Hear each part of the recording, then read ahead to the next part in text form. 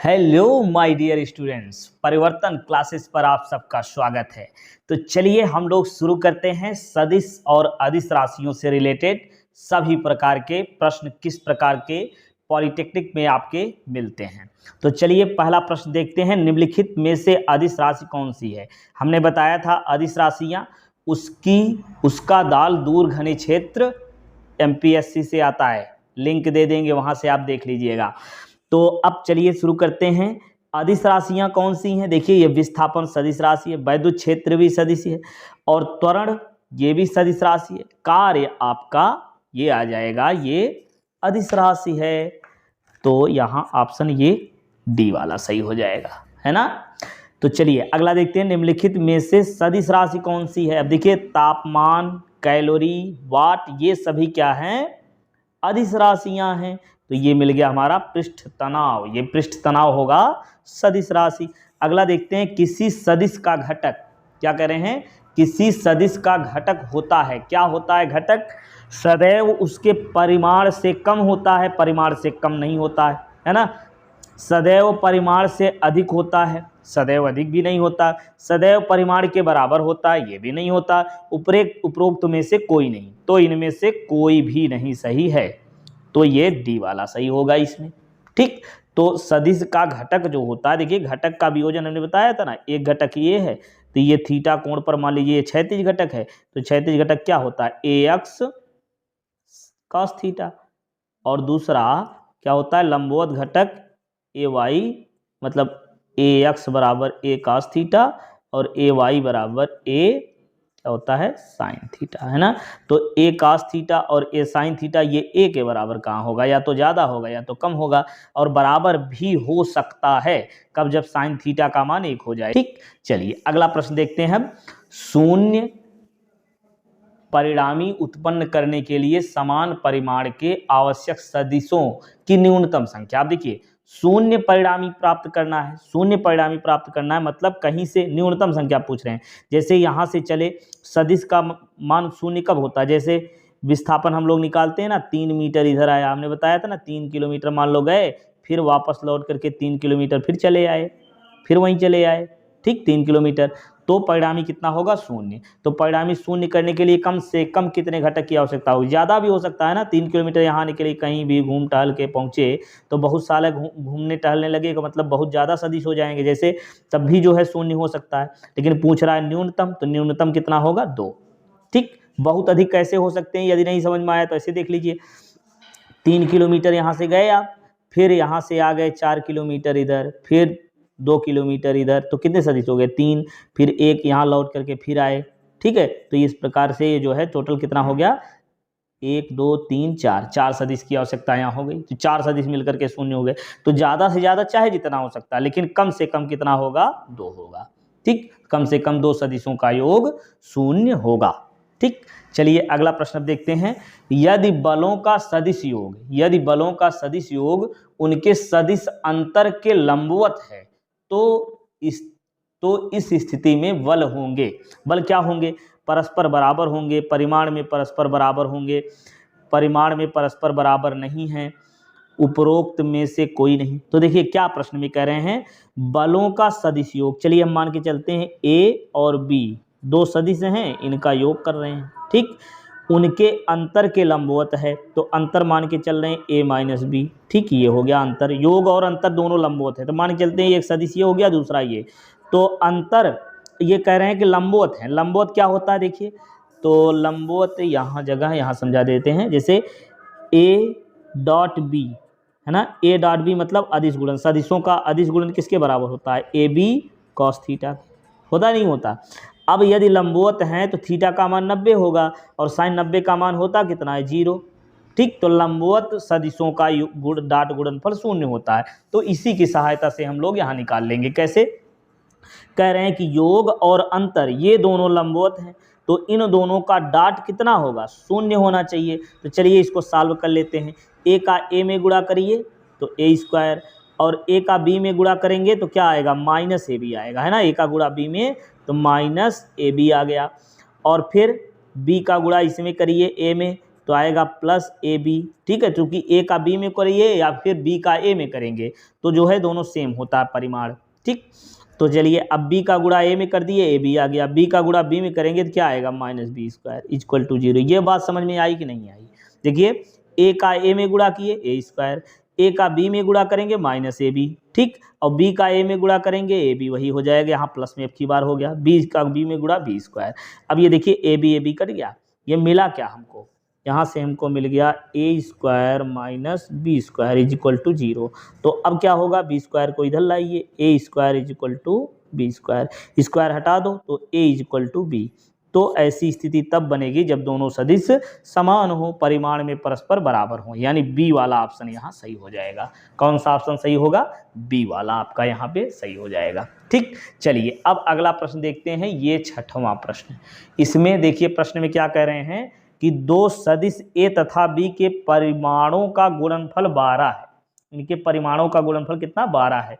ए तथा बी का अदिश गुणनफल ये 6/3 है। ए तथा बी के बीच का कोण बता रहा है। देखिए क्या दिया है इसमें, जो भी दिया है इसको पहले लिख लेंगे। देखिए क्या दे रहे हैं यहाँ पे, ए तथा बी के परिमाणों का गुणनफल मतलब ए बी बराबर 12।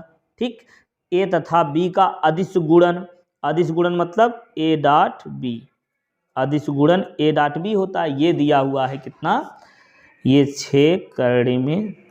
ठीक, तो ए तथा बी के बीच का कोण निकालना, तो हम कोण मान लेते हैं, क्या होगा थीटा मान लो। तो ए डॉट बी बराबर होगा ए बी क्या होता है कॉस थीटा, अभी बताया ना ए बी कॉस थीटा। अब यहाँ से जब मान पूरा रख देंगे सब कुछ, आपका कोण यहाँ पर ज्ञात हो जाएगा। ए डॉट बी बराबर हो गया 6/3 और ए बी बराबर 12 आ गया। अब ये कॉस थीटा।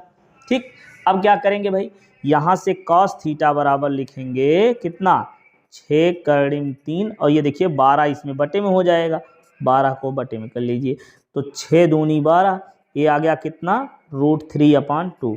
अब ये √3/2 ये कॉस में कितने के मान होता है, कॉस में 30 का मान होता है। तो ये आपका आ गया यहाँ से कॉस थीटा बराबर कितना, ये कॉस 30, थीटा का मान 30 हो गया।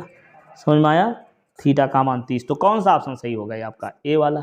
ठीक, चलिए ये इसके बाद अब देखेंगे 7वां प्रश्न। 7वें प्रश्न में ये है आपका, क्या कह रहे हैं कि a प्लस बी, देखिए a plus B A cross B के बीच का कोण निकालना है।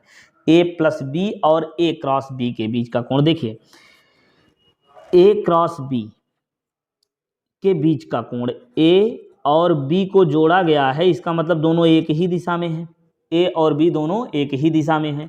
और जब ए बी एक ही दिशा में, जिस दिशा में ए है उसी दिशा में बी है।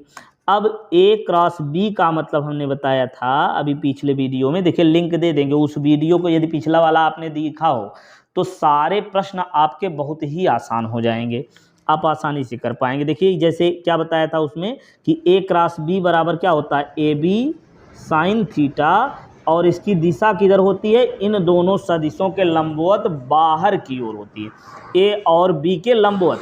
अब हम जान रहे हैं ए बी किसी भी दिशा में है, ए चाहे जिस दिशा में उसी दिशा में बी भी है, और ये ए क्रॉस बी किधर होगा दिशा, ए और बी दोनों के लंबवत होगा, ए और बी के दोनों के लंबवत ए क्रॉस बी होगा। तो यही तो पूछ रहा है, ए बी दोनों एक ही दिशा में हैं तथा ए बी और ए क्रॉस बी के बीच का कोण बताइए, इसके और ए क्रॉस बी के बीच का कोण बताइए, तो कितना होगा, लंबवत होगा भाई 90 अंश। समझ में आया। चलिए अगला देखते हैं, ये 8वां प्रश्न। इसमें क्या कह रहे हैं कि आई जे के अनुदिश एकांक सदिश ज्ञात कीजिए। देखिए एकांक सदिश ज्ञात करने का तरीका क्या है, मैं बताया था ना, ए का एकांक सदिश क्या होगा, vector A upon mod vector A, यही होता है ना।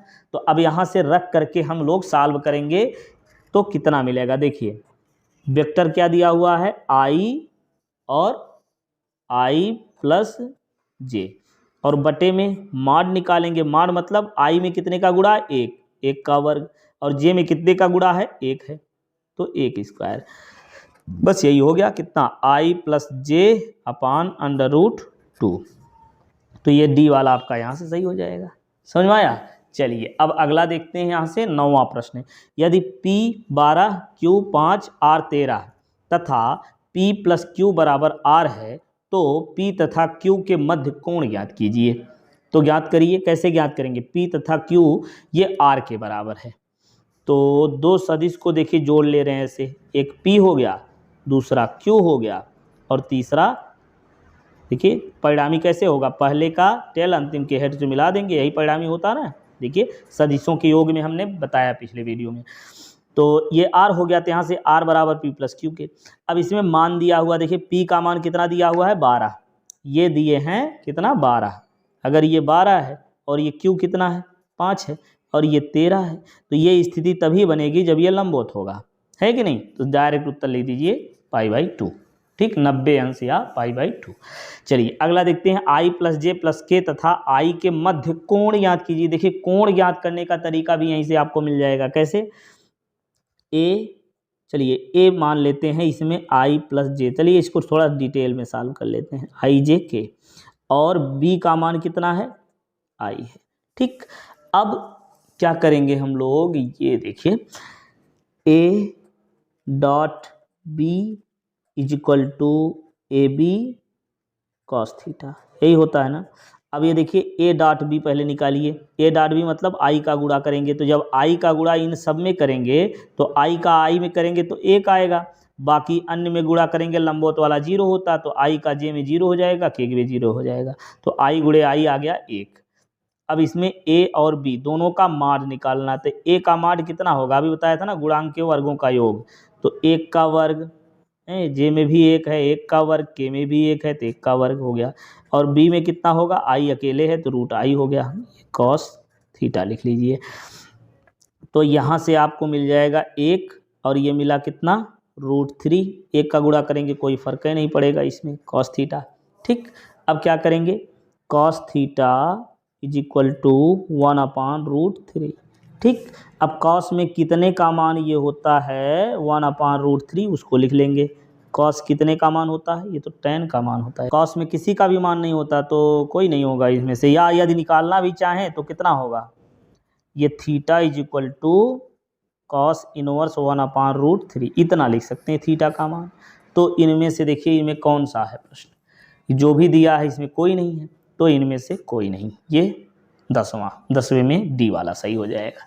चलिए अब देखते हैं 11वां प्रश्न। 11वें में क्या कह रहे हैं, 4 तथा 3 परिमाण वाले दो सदिशों के परिणामी का परिमाण 1 है, तो उनके मध्य कोण निकालिए।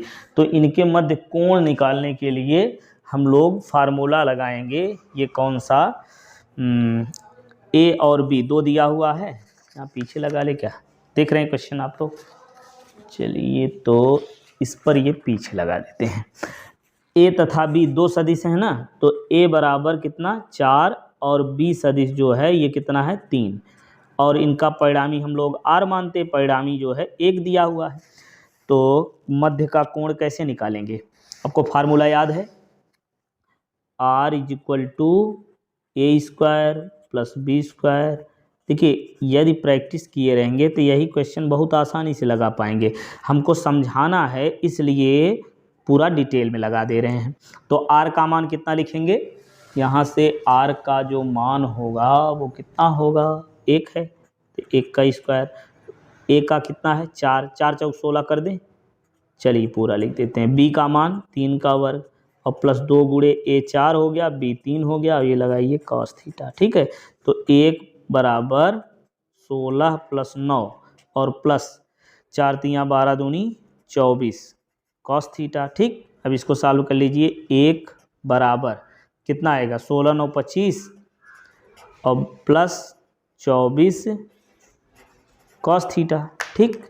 अब यहाँ से 25 को इधर करिए तो 1 माइनस 25 is equal to 24 cos theta, ठीक है। अब इसको घटाइए तो कितना आएगा, माइनस में ये आपका आ गया 24, ठीक है। अब बराबर 24 cos थीटा।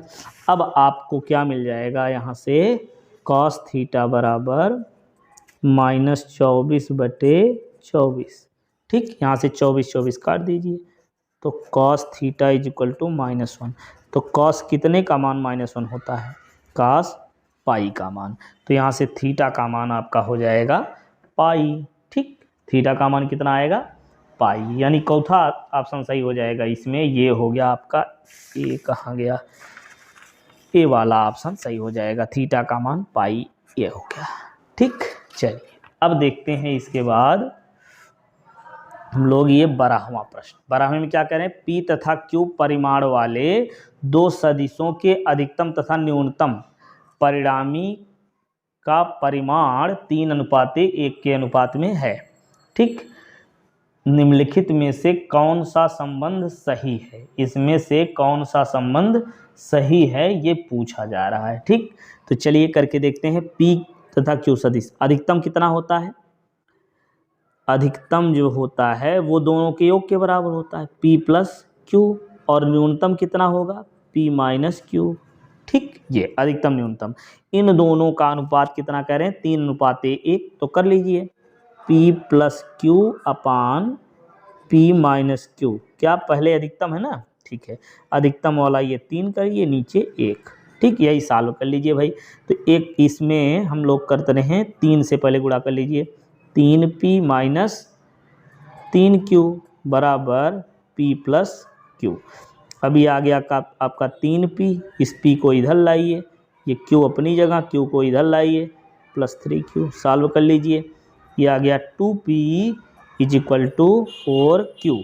तो यहाँ से आएगा, काट दीजिए इसको, 2 आ गया। तो क्या मिला आपको, P is equal to 2Q। ठीक, तो कौन सा सही होगा, देखिए P is equal to 2Q, यानी C वाला ऑप्शन सही हो जाएगा। इसमें कौन सा ऑप्शन सही हो जाएगा, C वाला। यहाँ पे 13वें के लिए एक प्रश्न हम अपने से दे रहे हैं, इसको आप लोग सॉल्व करिए। इसमें लिखने के लिए छूट गया था वहाँ पे, तो फिर से अभी लिख दे रहे हैं यहाँ पे। क्या कि A सदिश, देखिए क्या क्या चीज़ें, A बराबर मान लेते हैं, एक प्रश्न दिया हुआ है 3i 2i plus 3j minus 4k। ठीक, और अगला दूसरा सदिश दिया हुआ है B बराबर 5i minus 2j plus 2k। चलिए अब इसमें आपको निकालना है क्या, बहुत सारी चीज़ें। देखिए पहले हम लोग निकालेंगे इन दोनों सदिशों का योग, a प्लस बी निकालेंगे, फिर निकालेंगे a माइनस बी। ठीक, और फिर इसके बाद निकालेंगे a डॉट b, इसके बाद निकालेंगे a डॉट b, यानी अदिश गुणन, इन सदिशों का अदिश गुणन। फिर निकालेंगे बीच का कोण, फिर क्या निकालेंगे, बीच का कोण, और फिर क्रॉस गुणन। इतनी सारी चीज़ें, और साथ में दोनों के मॉड। चलिए यहीं लिख देते हैं, तीसरा हो गया। चौथा प्रश्न यहाँ निकाल लेंगे मॉड a, और फिर 5वें में निकालेंगे मॉड b। तो इतनी सारी चीज़ों को हम यहाँ से कंफर्म करेंगे। तो चलिए शुरू करते हैं ये प्रश्न। तो a प्लस बी अगर निकालना है तो i का i में जोड़ेंगे, j का j में, k का k में। अभी देखिए, अभी बताया था पिछले प्रश्न में कि a और b को यदि जोड़ा गया है तो दोनों एक ही दिशा में होंगे। एक ही दिशा में मतलब i का i में जोड़ेंगे, j को j में जोड़ेंगे, और k को k में जोड़ेंगे। तो i को i में जोड़िए, कितना होगा, 5 2 7। तो चलिए इससे लिखते हैं 7i, और फिर इसको जोड़िए, देखिए माइनस में है, ये प्लस में है तो घट जाएगा, कितना आएगा, प्लस j हो गया। और यहाँ से ये क्या मिलेगा, 2k। बस हो गया, यहाँ कैप लगाना मत भूलिए। ये आपका a प्लस बी आ गया। अब अगर माइनस करना है तो a वाला तो वही रह जाएगा, b में माइनस कर लेंगे। तो b में माइनस कैसे करेंगे, चलिए इसको लिख भी लेते हैं, 3i plus 3j minus 4k। ठीक, और जब माइनस करेंगे तो ये b वाला चिन्ह बदल जाएगा, तो कितना आएगा, minus 5i plus 2j minus 2k। ठीक, अब इसको सॉल्व कर लीजिए, i का i में कितना आएगा, माइनस 3i हो गया, और j को j में कर लीजिए तो कितना, ये प्लस में, ये भी प्लस में, तो कितना आएगा, 5j हो गया। और k वाला दोनों माइनस है तो माइनस 6k हो गया। कैप जरूर लगा दीजिए, सब में समझ में आया। चलिए ये हो गया आपका अंतर, योग और अंतर समझ में आ गया होगा। चलिए अब इसके बाद जो है डॉट गुणन दोनों का करते हैं। डॉट गुणन कैसे करेंगे, पहले एक बार लिख ही लेते हैं। तो 2i, ये आपका हो गया 2i plus 3j minus 4k। ठीक, फिर डॉट गुणन करना, देखिए आपका कैप लगा लीजिएगा, लिख नहीं रहे यहाँ पे। तो माइनस 2j और प्लस 2k। अब इसका डॉट गुणन करना है तो क्या हम लोग जानते हैं, आई का गुणा आई में करेंगे तो 1 आएगा, आई का गुणा जब जे और के में कर देंगे तो वो 0 हो जाता है। तो आई का आई में करिए तो कितना आएगा, ये 10 हो गया। फिर जे वाला जे में करेंगे तो 3 दूना 6 माइनस 6 हो गया। अब इसमें करेंगे 4 दूना 8, ये आ गया। अब इसको लगाएंगे 10 माइनस 8 6 14, ठीक, तो कितना आ गया, -4 हो गया ये, ठीक। तो ये परिमाण आपका ये डॉट गुणन हो गया। अब इसी प्रकार से मॉड निकालेंगे। मॉड कैसे निकालते हैं, देखिए पहले अंडर रूट लगाएंगे, फिर सभी के गुणांक का, देखिए ए का मान निकालना है तो इनके गुणांक का वर्ग करके जोड़ देंगे। देखिए आई में 2 का गुणा 2 का वर्ग कर लीजिए, और फिर 3 का वर्ग कर लीजिए, फिर -4 का वर्ग कर लीजिए। तो ये कितना होगा, 4 + 9 + 4 = 16, तो 16 9 25 4 29 आ गया, ये मान आ गया। इसी प्रकार से बी भी निकाल सकते हैं आप आसानी से। कैसे, बी का मान हो जाएगा ये 5 का वर्ग 25, 5 का वर्ग, फिर -2 का वर्ग + 2 का वर्ग, डायरेक्ट भी लिख सकते थे। तो कितना आएगा ये 25 और +4 + 4, तो 25 4 29 4, 25 4 29 हो गया, और 29 में 4 जोड़ेंगे आ जाएगा 29 4 33, तो ये आ गया। इस प्रकार से मॉड भी हो गया। चलिए अब इसके बाद हम लोग, ये क्या बचा हुआ है, यहाँ पे दोनों के बीच का कोण एक बार फिर से ज्ञात कर लेते हैं। एक क्वेश्चन तो दिया था अभी कोण ज्ञात करने वाला, तो इन दोनों के बीच का कोण एक बार फिर से ज्ञात कर लेते हैं। ए और बी ये जो दिया हुआ है इसके बीच का कोण अभी बताया था ना, देखिए मॉड दोनों का निकाल चुके हैं हम लोग, ए और बी, ठीक, और डॉट गुणन भी निकाल लिए। चलिए यहीं लगा देते हैं। तो इनके बीच का कोण निकालने के लिए हम लोग क्या करेंगे, देखिए A dot B is equal to क्या होता है, A dot B is equal to A B cos theta, ठीक है ना। अब यहाँ पे मान रखिए ए डॉट बी कितना आया, -4, ठीक, और ए बी कितना हुआ, √29, ये √33, और ये कॉस थीटा, ठीक है। तो यहाँ से cos theta is equal to आएगा -4 बटे में कितना, 29, और ये 33, ठीक। तो थीटा का मान कितना लिखेंगे, थीटा बराबर यही हो जाएगा कॉस इनवर्स इतना, ठीक, ये जो भी है -4 करके, ठीक। तो इस प्रकार से योग, अंतर, डॉट गुणन, मॉड और ये कोण इस प्रकार से ज्ञात करते हैं इसमें, ठीक। चलिए अब अगला प्रश्न हम लोग देखते हैं। ये कितने हो गए, 13 प्रश्न हो गए। अब 14वां प्रश्न हम लोग देखेंगे। ये 14वां प्रश्न, इसको बताइए इसमें क्या होगा, दो सदिशों के परिणामी का मापांक निर्भर करता है। दो सदिश, देखिए सदिशों का योग और अंतर हमने बताया था ना, जैसे ए और बी, ये बी दूसरा है, इन दोनों को जब जोड़ेंगे तो कैसे जोड़ते हैं, ए को सीधे उसी के परिमाण में खींच देते हैं, दूसरे को कैसे करते हैं, पहले के टेल से दूसरे, पहले के हेड पर दूसरे के टेल को रख करके दूसरे के परिमाण और उसी दिशा में खींच देते हैं, बी, यही ना। और परिणामी परिमाण क्या होता है, पहले के टेल और अंतिम के हेड को मिला देते हैं, तो यही परिणामी होता है, ठीक है। ये अब देखिए ये बी वाला ए के साथ जुड़ा हुआ है। अब मान के चलते हैं दोनों एक ही दिशा में है, एक सदिश ए है और दूसरा बी जो है वो ए है, ठीक। इन दोनों को अब जोड़िए, तो कैसे जोड़ेंगे, ए को उसी के परिमाण और दिशा में खींच देंगे, ये ए वाला हो गया, और दूसरा बी कैसे खींचेंगे, ये बी वाले को पहले के हेड पर रखेंगे और उसी के परिमाण और दिशा में खींच देते हैं ऐसे, ठीक है ना। तो ये बताइए कि परिणामी कितना होगा, पहले के टेल अंतिम के हेड से मिलाएंगे, यही होता है परिणामी, ठीक। तो अब ये बताइए क्या होगा, यहाँ से ऑप्शन, दोनों सदिशों के परिमाण पर निर्भर करता है, बिल्कुल करता है भाई। दोनों सदिशों के परिमाण मतलब ए और बी दोनों का परिमाण यदि ज़्यादा है तो उस पर भी तो आर का मान निर्भर करेगा, कम ज़्यादा है तो। और दोनों सदिशों के बीच के कोण पर भी निर्भर कर रहा है। देखिए कोण इतना था यहाँ कोण एक ही दिशा में हो गया, कोण अधिक हो गया, परिणामी परिमाण जो है यहाँ अधिक हो गया, यहाँ कम हो गया, ठीक। अच्छा ये बताइए, ये दो फिगर हमने 2 बार परिणामी निकाला है, ये दूसरे वाले में आर और यहाँ भी आर, इन दोनों में ये बताइए कौन सा आर जो है ये पहला है ये दूसरा है, तो किसमें आर का मान ज़्यादा है, दूसरे वाले में या पहले वाले में, किसमें ज़्यादा है, दूसरे वाले में, बहुत सही। क्यों, क्योंकि ये देखिए सीधे जुड़ा है तो ये परिणामी जुड़ जाएगा, और यहाँ ये झुक गया है तो कुछ कम हो जाएगा, है ना।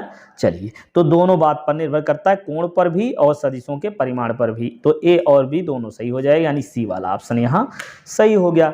अब 15वां प्रश्न क्या कर रहे हैं, सदिशों को तीर द्वारा निरूपित किया जाता है, तीर की लंबाई व्यक्त करता है। बताइए क्या होगा, सदिश के परिमाण को, सदिश की दिशा को, ए और बी दोनों को, इनमें से कोई नहीं। क्या होगा इसमें, क्या होगा, परिमाण पर निर्भर करता है भाई। तीर की लंबाई जो है क्या बताती है, सदिश का परिमाण, और ये नोक की दिशा क्या बताएगी, दिशा बताएगी। भूल गए सब। चलो अगला देखिए 16वें में क्या होगा, दो बल P1 व P2 के परिणामी P2 से 90 अंश पर है, इसका परिमाण P2 के समान है, तो P1 का मान याद कीजिए। देखिए क्या कह रहे हैं, P1 मतलब एक जो है, चलिए A मान लेते हैं, A जो है वो कितना है P1, और दूसरा सदिश जो है वो B कितना है, दूसरा सदिश कितना है P2, और परिणामी कितना कह रहे हैं, परिणामी P2 है, और परिणामी और बीच का कोण कितना है 90 अंश, तो थीटा का मान 90 अंश। ठीक, तो फार्मूला लगा लीजिए यहाँ पे। तो चलिए इसको जो है ये पीछे यहाँ सॉल्व कर लेते हैं। कितना होगा, फार्मूला होता है आर स्क्वायर, ये लगा दीजिए बढ़िया से पहले, ये R square is equal to A square plus B square plus क्या होता है 2ab कॉस थीटा, यही ना। अब रखो यहाँ पे आर का मान कितना लिखेंगे, P2 का स्क्वायर, ठीक, और ए का मान P1 का स्क्वायर, और बी कितना है P2 का स्क्वायर, प्लस 2a का मान P1, बी का मान P2 हो गया। ठीक है, और बीच में ये कॉस थीटा का मान कितना 90, और कॉस 90 का मान कितना होता है, कॉस 90 कितना होता है 0। तो जब कॉस 90 का मान 0, तो यहाँ से मिल गया P1 स्क्वायर, ये P2 है, P2 square is equal to P1 square plus P2 square. ठीक है, तो ये P2 स्क्वायर कैंसिल, तो ये क्या मिल गया, P1 square is equal to 0, तो P1 इज इक्वल टू 0, तो P1 का परिमाण कितना आएगा, P1 का परिमाण कितना होगा 0, तो कौन सा सही होगा, बी वाला ऑप्शन सही हो गया। तो चलिए अब अगला देखिए, निम्नलिखित में से कौन सा सदिश, कौन सदिश राशि है, इसमें से कौन सदिश राशि है बताइए, धारा, वैद्युत क्षेत्र, दूरी, आयतन, कौन सदिश राशि है, वैद्युत क्षेत्र। अगला देखेंगे, निम्नलिखित में से कौन अदिश राशि है, बल, वेग, विस्थापन और आयतन, इनमें से कौन अदिश राशि है, आयतन। विस्थापन सदिश राशि है, दूरी जो है वो क्या होती है, अदिश राशि होती है। अगला देखिए कि ये 19वां, दो सदिशों का परिणामी न्यूनतम होगा जब उनके बीच का कोण, अभी बताया हमने कि न्यूनतम कब होगा, जब बीच का कोण कितना होगा। ये देखिए, ये इसको झुका देंगे आप, ये वाला दूसरा बी वाला झुक करके इसमें आ जाएगा, इधर नीचे आ जाएगा, एकदम बिल्कुल यहीं आ गया, तब परिणामी शून्य होता है कि नहीं। बी वाला झुक करके ऐसे देखिए, ये इस प्रकार ऐसे झुक करके यहाँ आ जाए, ये यहाँ से ऐसे आ जाए, तो क्या होगा, शून्य हो जाएगा। मतलब कब परिणामी शून्य होगा, ये जब कोण जो है क्या हो गया, विपरीत हो गया, यानी पाई। ठीक, तो ये पाई इसमें सही होगा न्यूनतम। और अधिकतम कब होगा, अधिकतम कब होगा, जब दोनों एक ही दिशा में होंगे, है ना। ये वाला प्रश्न, दो सदिशों का परिणामी अधिकतम होगा जब उनके बीच का कोण कितना होगा बताइए, शून्यांश ना, शून्यांश होगा तो अधिकतम होगा, और जब 180 अंश होगा, विपरीत दिशा में हो जाएगा, तो ये न्यूनतम हो जाएगा। न्यूनतम मतलब कितना होगा बताइए, जब 180 अंश होगा तो परिणामी कितना होगा, शून्य होगा। मतलब यहाँ आए, अब उसी के विपरीत वापस लौट करके फिर वहीं चले आए तो शून्य हो जाएगा। ठीक, और ये अधिकतम कब होगा, जिस दिशा में गए हैं 3 किलोमीटर उसी दिशा में फिर के 4 किलोमीटर चले जाए, या जो भी जितना भी दिया हो 8 किलोमीटर, तो परिणामी कितना आएगा, उसी दिशा में गए हैं, 8 3 11 यहाँ हो गया, तो अधिकतम हो जाता है इस प्रकार से। तो 0 अंश पर अधिकतम होगा, और पाई यानी 180 अंश पर न्यूनतम होगा। अब 21वां प्रश्न देखिए, यदि किसी पत्थर को ऊपर की ओर किसी ऊंचाई तक फेंका जाए तथा पत्थर कुछ समय पश्चात उसी स्थान पर लौटकर आ जाए, तो विस्थापन कितना होगा। जैसे पत्थर को यहाँ से हमने फेंका, ऊपर गया, फिर लौट करके यहीं चला आया, तो कितना हुआ विस्थापन, शून्य। शून्य सदिश क्या कह रहे हैं, शून्य सदिश की दिशा होती है, शून्य सदिश की दिशा क्या होती है, हमने बताया था क्या होती है, निश्चित होती है कि अनिश्चित होती है, अनिश्चित होती है, ये पता नहीं होता। शून्य सदिश मतलब परिणामी शून्य हो गया, तो परिणामी शून्य दिशा कहाँ पता चलेगी, ठीक है। चलिए अब ये 22वें के बाद ये 23वां प्रश्न देखिए, इसमें क्या कह रहे हैं, दो समान वेक्टरों का परिणाम शून्य है, शून्य है तो उनके बीच का कोण, दो सदिशों के देखिए परिणाम शून्य है, तो परिणाम शून्य अभी हमने बताया कि शून्य कब होगा, जब एक सदिश इधर आया और दूसरा भी इसी के विपरीत इधर आ गया, ठीक, तो परिणाम शून्य हो गया। तो इसका मतलब कोण कितना होगा, 180 अंश। और सदिश राशि होती है, इनमें से कौन सदिश राशि है, वेग जो है ये सदिश राशि है। तो इस प्रकार से ये 24 प्रश्न आपके पूरे हुए। तो इतने प्रकार से आपका ये प्रश्न सदिश और अदिश राशि से रिलेटेड बनता है। अब इसके बाद अगले वीडियो में हम लोग गति से रिलेटेड सब कुछ पढ़ेंगे।